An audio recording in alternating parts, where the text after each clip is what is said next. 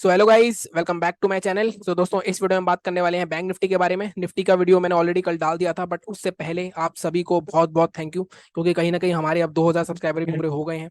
थोड़ा टाइम लग गया, लाइक 1 डेढ़ साल लग गया 2000 बंदे करने में, लेकिन कहीं ना कहीं ग्रोथ ग्रोथ होती है, चाहे वो स्लो हो। कई बार ऐसा होता है कि आपकी ग्रोथ एकदम से सडन आ जाती है, तो आप उसको हैंडल नहीं कर पाते, और जो धीरे धीरे ग्रोथ होती है उसके बाद जब आपको सक्सेस मिलती है, तो आई थिंक आपका उसका अलग ही मजा होता है, और ये ट्रेडिंग में भी एप्लीकेबल होता है। बट आई डोंट नो कि आप में से कितने लोग इस चीज़ को मानते हैं नहीं मानते, बट मैं इस चीज़ को मानता हूँ। और बिल्कुल ऑर्गेनिक ग्रोथ रखने में बिलीव रखता हूँ मैं, इसलिए मैंने कोई भी प्रमोशन वगैरह कुछ नहीं करा है अभी तक। लेकिन धीरे धीरे जैसे जैसे डायमेंशन चेंज होंगे, हम उस तरह से चीज़ों को अडॉप्ट करेंगे, ट्रेडिंग में भी, मार्केट में भी, चैनल पे भी। बट अभी हमें बात करनी है अपने बैंक निफ्टी के एनालिसिस के बारे में। कहीं ना कहीं निफ्टी में भी मैंने कल आपको बताया था कुछ चीजें, कि कहीं ना कहीं मार्केट बहुत ज्यादा सुस्त होता जा रहा है, धीरे धीरे मार्केट में मोमेंटम स्लो हो रहा है। हर दिन डेली एक एक्सपायरी होगी, तो ऐसा होना लाजमी है, क्योंकि हर दिन वो आपको जीरो टू जीरो लेने नहीं देंगे। हर दिन वो आपको फंसाने की कोशिश करेंगे, तो थोड़ा मार्केट डिफिकल्ट होने वाला है। मंडे से अब मिड कैप निफ्टी की एक्सपायरी भी मंडे से हो जाएगी, इस मंडे से। तो कहीं ना कहीं दिक्कतें काफी हैं, बट उन दिक्कतों के हिसाब से हमें अपने ट्रेडिंग स्टाइल को अपने आप को चेंज करना पड़ेगा। ठीक है, हम बात करते हैं अपनी एनालिसिस की। तो सबसे पहले चलते हैं, जैसा हम हमेशा करते हैं, डेली और वीकली चार्ट पे देखेंगे पहले बैंक निफ्टी कहाँ जाता हुआ दिख रहा है हमें। उसके बाद सीधे हम चलेंगे अपने 15 मिनट के चार्ट पे, वहां पे देखेंगे इंटरडे। तो सबसे पहले चलते हैं अपने डेली और वीकली चार्ट पे। भाई सबसे पहले बात करते हैं वीकली चार्ट का, और कहीं ना कहीं वीकली चार्ट में मार्केट अपने एक स्ट्रॉन्ग सपोर्ट पे है। अब स्ट्रॉन्ग सपोर्ट कैसे, अगर मार्केट में आप ध्यान से देखो, तो मार्केट में हमें मिला था एक ब्रेकआउट, और वो ब्रेकआउट क्या था, हमारा ब्रेकआउट था हमारा हमारा ऑल टाइम हाई का। अगर मैं इस विक को इग्नोर करूं सिर्फ, कहीं ना कहीं जैसा मैं हमेशा कहता हूं, जब भी आपको विक मिले और कहीं ना कहीं कॉन्सिक्वेंटली 3 4 विक मिले, तो आप उस विक को इग्नोर कर सकते हो। उसको एक्सेस प्राइस बोलते हैं, ये जितना भी पोर्शन है ये सारा एक्सेस प्राइस है। कई बार मार्केट की वॉलिटिलिटी में इतना एक्सेस प्राइस हो जाता है। अगर आप इसके नीचे देखोगे, तो यहाँ पे मेन जो रेसिस्टेंस था हमारा, वो इन 3 कैंडल, ये 4 वीक से जहां मार्केट रुक रहा था, जो कि था हमारा 43 700 या 800 के आसपास। तो कहीं ना कहीं यहाँ पे जब मार्केट निकला यहाँ से, तो मार्केट ने यहाँ पे पहले 5 या 6 हफ्ते कंसोलिडेट करा। तो 7 हफ्ते का कंसोलिडेशन बहुत ही स्ट्रांग होता है। उसके बाद मार्केट में ब्रेकआउट हुआ और मार्केट ऊपर गया। अब मार्केट उसी कंसोलिडेशन जोन के आसपास है, तो मार्केट का यहाँ से ब्रेकडाउन होगा या यहाँ से मार्केट यहाँ से रिवर्सल रहेगा, ये मेन क्वेश्चन है। ब्रेकडाउन होगा तो हमें एक अच्छा खासा फिर से फॉल देखने को मिल सकता है, एक पैनिक सेलिंग मिल सकती है।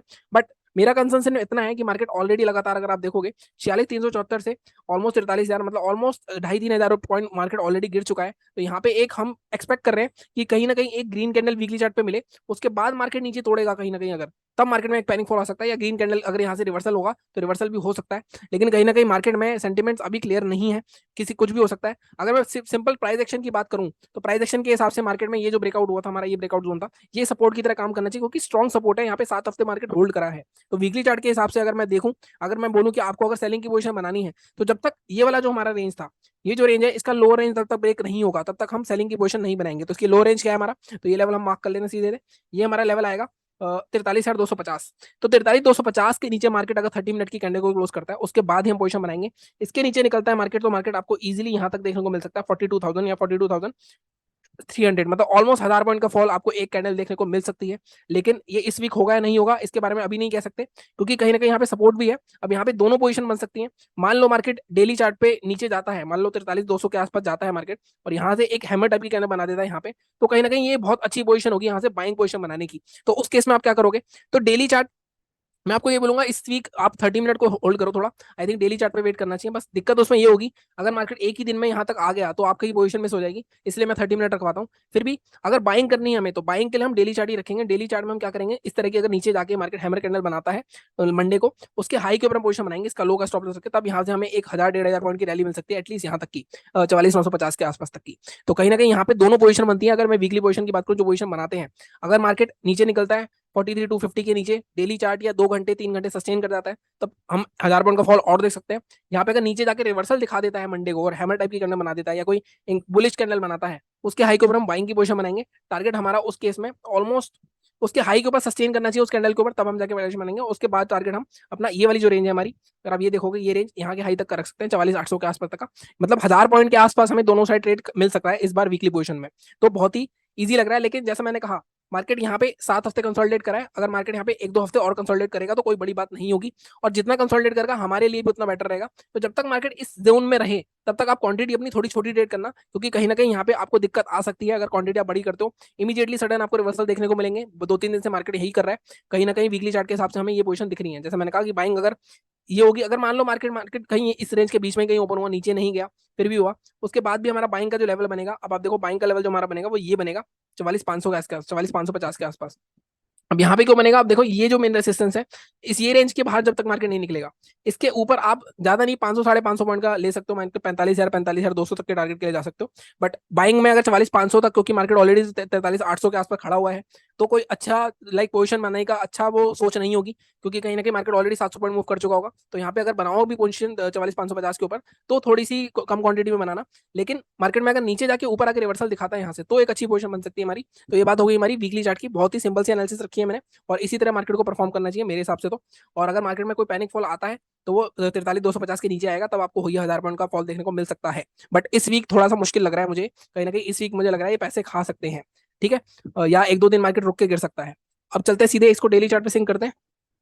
अगर डेली चार्ट की बात करें हम, तो डेली चार्ट में भी जैसे मैंने कहा, बिल्कुल हमारा एग्जैक्ट सेम लेवल है 43,250 के नीचे। टारगेट आपका 42,272 तक रह सकता है, लेकिन अब इसको ब्रेक करना है तो पहला टारगेट आप रखोगे अपना 42,653 के आसपास का, यहाँ पे एक बार रुक सकता है मार्केट, और उसके बाद दूसरा टारगेट आपका 42,272 के आसपास रह सकता है, अगर आप वीकली पोजीशन बना रहे हो। बाइंग की साइड में जैसे मैंने कहा, अब बाइंग की साइड में एक चीज और देखो, ये जो पैटर्न, ये जो लेवल है 43,500 मैंने बताया, यहाँ पे एक हेड एंड शोल्डर पैटर्न भी बना था, ब्रेक भी होगी इसकी नेकलाइन। अब इसका टारगेट कहाँ तक आ रहा था, अगर टारगेट आप देखो यहाँ पे, अगर मैं करूँ इसको, तो ऑलमोस्ट ये 1,1200 पॉइंट आने चाहिए। अगर मैं इसको 2400 कर दूँ, तो यहाँ पे भी टारगेट अगर आप देखोगे ऑलमोस्ट आपका 43,500 के आसपास ही आएगा। तो 200-300 पॉइंट मार्केट और गिरेगा, वहां से सपोर्ट लेगा, यहाँ से वहां से ब्रेक डाउन करेगा। ब्रेक डाउन करेगा तो हमारा लेवल है ही 43,250 का, सपोर्ट लेगा तो बाइंग की पोजीशन बन सकती है। मैंने कहा डेली चार्ट पे आपको रिवर्सल कैंडल दिखनी चाहिए कोई। ठीक है, तो ये बात हो गई हमारी डेली की और वीकली की। बहुत ही सिंपल सी एनालिसिस है, इतनी सिंपल एनालिसिस आपको करनी चाहिए मेरे हिसाब से, ज्यादा आपको ऑप्शन चेन ये सब नहीं देखना चाहिए। हालांकि वो भी देखते हैं लोग, मैं उसको गलत नहीं मानता, लेकिन जितना आप चार्ट को समझोगे उतना ही आप ज्यादा सक्सेसफुल होगे ट्रेडिंग में। ठीक है, अब चलते हैं अपने सीधे इंट्राडे के 15 मिनट के चार्ट पे। सो गाइस, अब मैंने लगा लिया 15 मिनट का चार्ट, और इंट्राडे में जैसा मैं हमेशा कहता हूँ, इंट्राडे के लिए थोड़ी सी इजी एनालिसिस लग रही है। कहीं ना कहीं मार्केट 3 दिन से एक रेंज में घूम रहा है, अगर आप देखो, जिसका लोअर ऑलमोस्ट सेम है। अगर आप देखो ये वाला जो जोन है हमारा ऑलमोस्ट 43,750 के आसपास का, मार्केट बार बार यहाँ पे हॉल्ट कर रहा है, तो कहीं ना कहीं ये एक जोन हो सकता है। और साथ साथ आप देखो, अगर मार्केट के ट्रेंड की बात करूँ, तो मार्केट का ट्रेंड नेगेटिव है, और साथ में कहीं ना कहीं नेगेटिव ट्रेंड में मार्केट अगर नीचे ब्रेकडाउन करता है, तो कहीं ना कहीं मार्केट में एक अच्छा खासा आपको मूव देखने को मिल सकता है। तो अगर मैं यहाँ पे बात करूँ, तो सीधे सीधे लो के लिए तो हमारे पास सेलिंग ट्रेड के लिए सीधे सीधे हम इस लेवल को मार्क कर सकते हैं। ये वाला जोन हमारा 43,600 होता है, इसके नीचे एक विक भी है, तो 43,600 ले लेते हैं हम सीधा सीधा लेवल। अब यहाँ पे ना देखो प्रॉब्लम क्या होती है। अब मान लो मंडे का लो है हमारा, सॉरी फ्राइडे का लो है हमारा 671, तो आप ये 70 पॉइंट के लिए एक्स्ट्रा जाओ या नहीं जाओ, आपके दिमाग में ये आता है। कहीं ना कहीं मेरे हिसाब से 43,600 के नीचे ही हमारी शॉर्ट पोजीशन बननी चाहिए, और 5 मिनट की कैंडल क्लोज होगी, उसके लोग जो शॉर्ट करेंगे 43,600 590 का लेवल ले सकते हो आप।